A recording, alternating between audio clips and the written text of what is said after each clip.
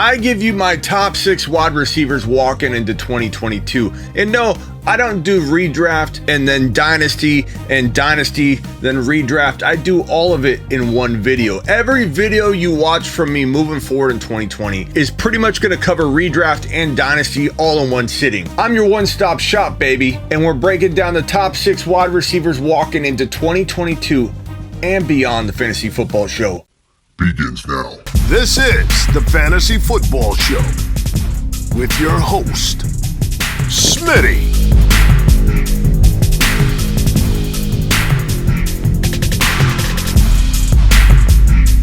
Top 5 running back. You're watching the Fantasy Football Show. Smitty. Take a lap. It's kind of odd to me how much pushback I've been getting on my last 2 videos talking about Ja'Marr Chase not only being the number 1 wide receiver in fantasy football 2022 and beyond, but a top 3 to 5 overall player in 2022 and beyond, especially beyond. In Dynasty, there are only 2 players that I like ahead of Ja'Marr Chase in Dynasty.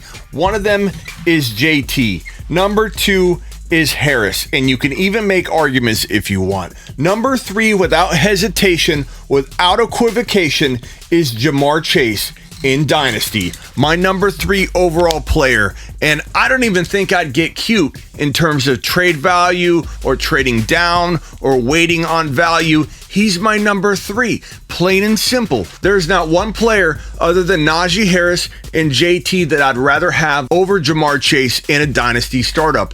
This man is the number 3 overall player, locked and loaded in dynasty for me.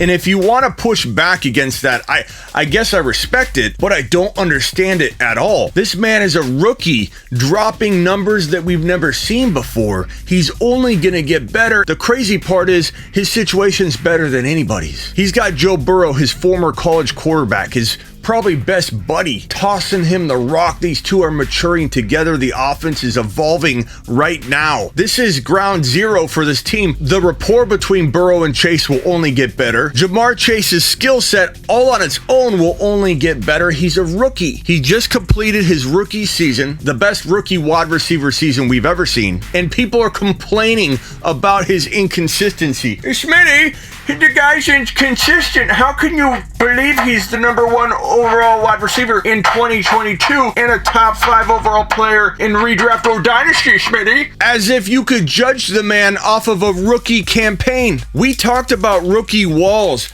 We talked about how in week 1, rookies usually go nuts, right? The best of them, the Ja'Marr Chases, the Najee Harrises, they continue on. Week number 10 or 9 or 11 or 12. Sometimes it's longer. They hit a rookie wall. Here's week 18. Sometimes the rookie wall somewhere around week 9, 10, or 11 because that's when rookies typically traditionally break down. They're used to a shorter college season, and that rookie wall can span 1 game, 2 games, 3 games, 4 games. It just depends on the rookie, depends on the workload, depends how much work they've been getting. Najee Harris and Ja'Marr Chase both were on fire, heading toward this rookie wall. They hit it, and the rookie wall takes a while to break through. Sometimes it takes a running back 2 or 3 weeks. The good ones break through the wall, and exactly like I predicted with both Najee Harris and Ja'Marr Chase, as soon as they broke through the wall, they would continue on the upward trajectory, not the downward, and both of them broke through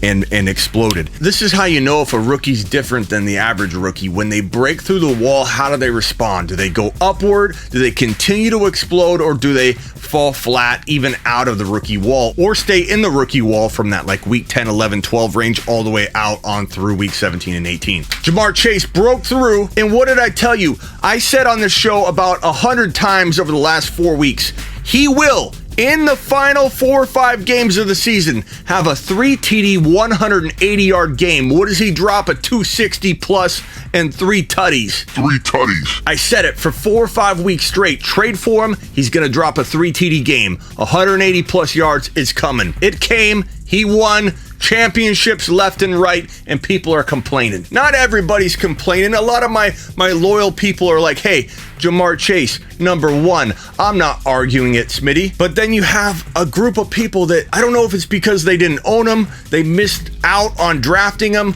but they're saying, but Smitty, it's Adams, it's Hill, it's Cooper Kupp. Look, Cooper Kupp, I have no problem with ranking 1 or 2. You want Kupp 1, Chase 2, I'm not going to complain about it. In Dynasty, Kupp's older. He's not a spring chicken. I do have a small problem with you not having Ja'Marr Chase as your number 1 in Dynasty. It's just not comparable when Kupp has a shorter amount of time left and Ja'Marr Chase is just getting going. He's so young. His offense is improving. If you want to argue and redraft Kupp, then Chase, I'm not going to argue with it. I'm not going to tell you, hey, you got to change your mind, but I'm going to convince you that Chase is the number 1 in Dynasty. I'm not making anybody take laps when you're talking redraft if you put Chase 2, Kupp 1. No one's going to be... No one will be taking laps if that's how you feel from the redraft perspective. But from Dynasty, you better check yourself if you've got Chase anywhere but number 1. Get Ja'Marr.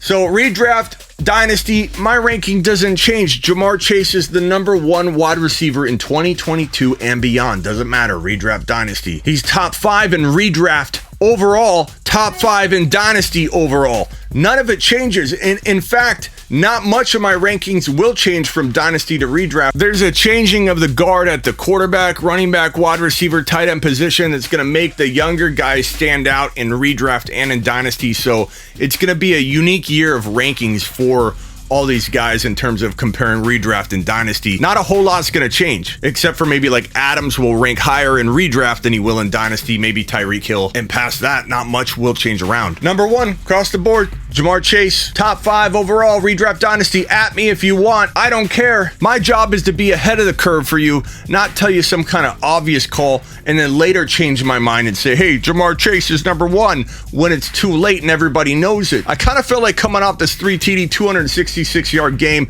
that more people would be on board with Ja'Marr Chase being a top 5 overall player in 2022 and beyond. But in my last 2 videos, it got tons of pushback, which is head scratching to me, but I kind of like it. I like when half of most everybody doesn't like something because it means you can then take advantage of it. And when I say Ja'Marr Chase is top 3 to 5 for me in redraft and Dynasty, does that mean that you draft him number 3 in redraft if you don't have to?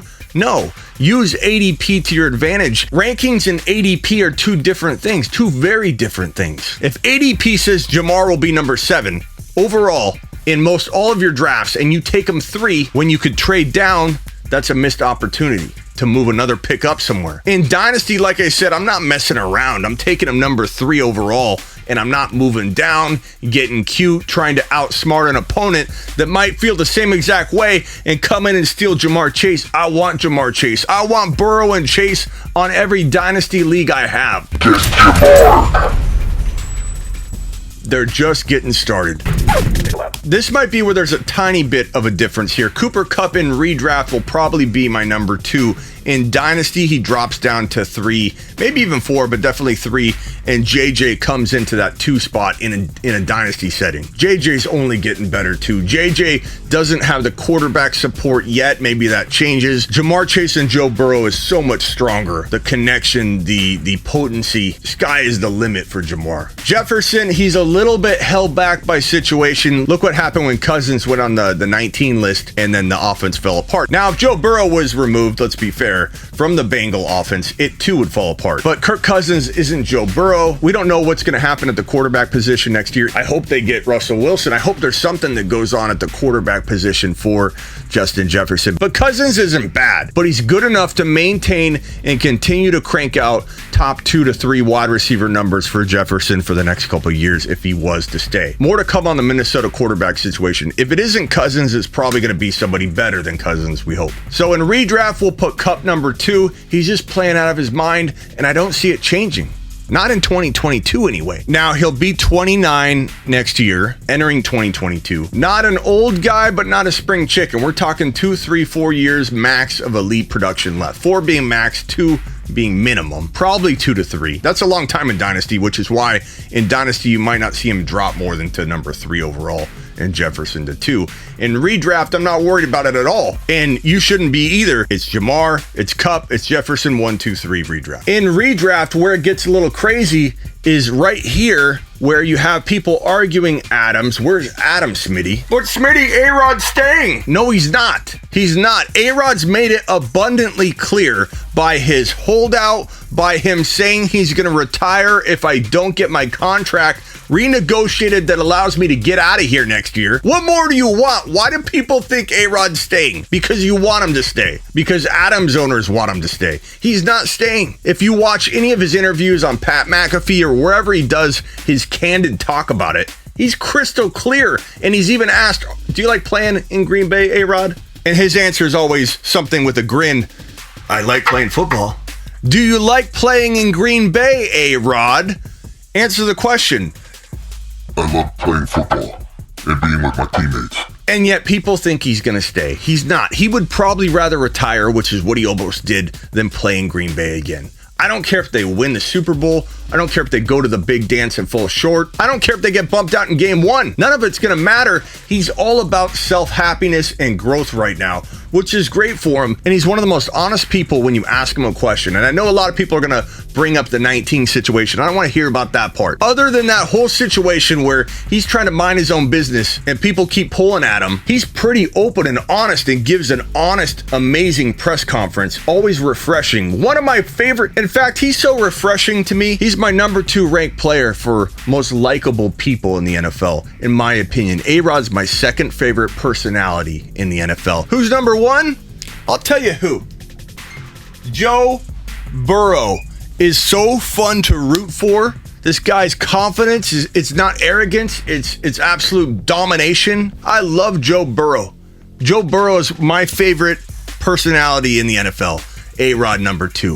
Both quarterbacks, both commanding their offense. Maybe it's because I feel like a quarterback here at the Fantasy Football Show, commanding my ship. Yeah, you got to have a little bit of, rubbing people the wrong way. You have to be confident, not cocky or arrogant, humble, but know you can command the ship. I guess that's kind of how I feel here at the Fantasy Football Show. So I gravitate toward personalities like that. A-Rod, Joe Burrow, you are both Smitty approved, buddies. So Adams is looking like he's going to get tagged. The Packers don't typically tag and use the tag like that. But I'm hearing word that they're going to tag Adams. If we assume Adams is playing with Jordan Love, or let's say he goes free and he goes and finds his best friend Derek Carr and plays in a Raider uniform, I hate both the scenarios. Definitely knocks for Davante Adams. Now, he's D. Adams. He's going to be good. He's going to be one of the better wide receivers in the league, but he's not going to crack my top 4, and we'll see how far he falls. But I am 100% confident, or let's say 99% confident. We're never truly 100%, are we? Because money talks, different things can come into play here. But I'm 99% confident that Aaron Rodgers has zero interest in playing in Green Bay, and everybody that's trying to convince me that, oh, he's going to stay. Wait a minute. Why? I always get this like midway through the video. Wait a minute. Why do you think that A-Rod's not staying? Wait a minute. Don't you like Adams? Don't you think A-Rod's staying? I clearly know that person hasn't watched all the way through. No, I don't think A-Rod's staying. Almost 0% of me believes it. He made it evident in the offseason. How much more do we need? So no, Adams can't rank there. Is it Debo? As much as I want to put Debo that high, he is injury prone. I feel like he needs to prove it a little longer, but I love Debo. He's definitely like floating around this range. I'm not going to be disrespectful and not put Debo in the mix here. We're talking about Debo. I know people are going to get mad at me about CeeDee Lamb. He's disappointed. He is such a good buy low right now in Dynasty. People are so mad at him because he didn't become a top 2 to 3 wide receiver as a sophomore. Sometimes it takes wide receivers their 3rd year. It doesn't mean they're going to be any lesser for the long-term development with the quarterback. Dak has been pretty much the problem. If you watch the Cowboy games, CeeDee Lamb on like 2 or 3 occasions a game literally runs a route, looks around, pass goes over his head, and he stares at Dak, and he's like, and you know it's Dak. You know it's Dak because Dak's making mistakes all over the place. Lamb is frustrated. I think it's still a good situation. I love that Lamb has a really good quarterback. He's a really good quarterback. I love that Lamb has a good quarterback in his future for the next, grip of years. But Dak is kind of off right now, and that's affecting Lamb. I think for redraft, it's pretty safe to put Hill at 4. I still have Hill 4. In Dynasty, again, we're moving JJ up to the 2. We're putting Kupp at the 3. And I probably put Lamb right here, Lamb Chops right here at 4 if we're talking Dynasty. Get lambed. And then let's stay in the Dynasty mode while we're here. AJ Brown probably at 5. And then, I don't know, you could go 100 different directions. I mean, Debo still needs to be considered here. Hill needs to be considered here. You could still talk about Adams here, but I think Adams is floating around the 6 to 10 range with Jordan Love under center. And I'm assuming that's the case here for the entire video. So you can at me or get mad or say you disagree all you want. I'm assuming on my show that Adams is going to be throwing footballs with Jordan Love in his near future. Diggs is older, so in a redraft, he'd probably rank right here in Dynasty, probably below Debo. Now, here's the interesting one. All this talk about A-Rod, Diontae Johnson is the likely benefactor of an Aaron Rodgers move out of Green Bay because I predict that A-Rod wants to go to Pittsburgh. Now, he may not due to weather or his girl may hate Pittsburgh. He may want to go to San Fran even though Lance is on his way. He may want to go to Denver. Peyton Manning did it. A lot of opportunity there. Javonte Williams to the moon. Jerry Jeudy, Noah Fant, Cortland Sutton to the moon. Denver has been dying to get a quarterback in there like A-Rod, and I think they'll make a hard push for it. The Saints will try and bring A-Rod in. He'd be great there. There are 4 or 5 really likely landing spots. San Fran, again, is still a possibility. But the most likely, the most logical, the smartest decision for a quarterback, if I was a quarterback, the move I would make is go play for Tomlin, one of the best coaches in the NFL. Go play with Najee Harris, a top 2 running back. Number 1, possibly, if A-Rod lands in Pittsburgh, you might see Najee Harris 50-50 get taken with JT. Right now, it's overwhelmingly JT and a couple Najee people, like 2 out of 10 might take Najee. 8 out of 10 are taking JT. If A-Rod lands in Pittsburgh, it's 50-50. People are coming for Najee and saying this guy's my number 1 because A-Rod manufactures rushing touchdowns for running backs. Look at Aaron Jones. Najee Harris would score 20 touchdowns a season in Pittsburgh under the command of Aaron Rodgers. And Diontae Johnson in redraft dynasty would float around the 6 or 5 or 7 range with A-Rod in town. And so I have to put him on this list. I have to talk about him. Diontae would float in here. Claypool, I'm excited about too, but Diontae would probably be the guy. Okay, so this right here is set up for Dynasty. So Kupp 3, Lamb 4, AJ Brown, Hill or Debo or Diggs. I really could go a bunch of different directions here. Number 6 is kind of like how you feeling at the moment, rotating, who do I like right now type of situation. No one get all upset because I haven't put your guy in there, Diggs or Hill. Hill feels probably safest, but then again, Debo's younger. You could put Debo there. In redraft, again, if we go back to our redraft setting, we got JJ at 3, Kupp at 2. We'll take Lamb out of there. We'll put Hill over here. We'll put Lamb and Debo kind of right here, and Adams potentially, if we're talking redraft, because Adams is older. I probably put Diggs over Adams in redraft and dynasty slightly. And Diontae, again, bounces up here right around 6 if A-Rod does land in Pittsburgh. Look, you could argue these left and right, and I appreciate a good debate, and I want to hear your rankings below. The only thing that irks me is when people act like they know. You don't know. I don't know. You don't know. No one knows. So when you look at this and you start running your mouth, make sure you're respectful with what's going on here, and that nobody's played 2022 yet. And that if somebody said, hey, Smitty, Cooper Kupp is going to be the number 1 or number 2 wide receiver in 2021, Smitty, if someone told me that in the beginning of 2020 and said, in 2021, in a year, Smitty, you're going to see Cooper Kupp's number 1, everyone would have thought that person was out of their mind. Even though people like Cooper Kupp, no one would have saw Cooper Kupp coming to the degree he brought it in 2021. So calm down, relax a little bit, have fun. Give me your top 6 wide receivers, and let's get ready for 2022 redraft and dynasty style. Follow if you're new, hit the thumbs up, and ask me a question. I pretty much respond to every single question I get within the first 12 or 24 hours of a new video dropping. And if anybody wants to get in my new league that I got going on, let me show you this. You're going to get excited. I give you Fantasy Cup 2022. 15 rounds. 96 owners. That's 1,440 picks. 8 copies of every player in the player pool. That means Jonathan Taylor will likely consume all of picks 1 through 8. And Henry and Cup could make up most of picks 9 through 24. 60-minute timer. This draft could take 80 days to complete. 96 owners, 15 rounds, 8 copies of every player in the player pool. One division of 96. One winner. I give you Fantasy Cup 2022.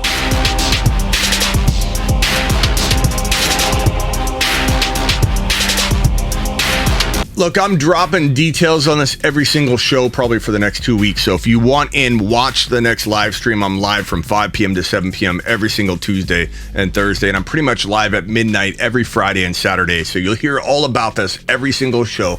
If you want to grab a spot, there's only 96 spots. We have probably 20 of them taken already in just 2 shows that we promoted this. It's easy to get in. Anybody drop at a certain level of a super chat, you'll find out next show, gets a spot in the 96 team league. One division, total point race, fighting for a championship ring, and all kinds of other stuff. So get ready for the Fantasy Cup 2020 League, the Super Duper Cup 2020 Fantasy League. Get some, and make sure you get on over to sleeperu.com and get your lifetime membership so that you never have to pay for content again. Get my one-on-one text advice. Want bold year-round rankings, trade calculators, and bold predictions? Get on over to sleeperu.com. So get your lifetime membership, get your one-on-one text advice that comes with that top-level lifetime membership. Trade calculators, redraft rankings, dynasty rankings, rookie rankings, mock draft simulator, rookie write-ups, which are already up, and that text advice, one-on-one text advice. You and me, let's tear it up in 2022. Get on over to sleeperu.com. Content coming on the daily. We don't shut down. It's 2022. I've got your back. I work for you. And we're dropping content 365 24/7, so buckle up. Hit that like button. This is the Fantasy Football Show with your host, Smitty.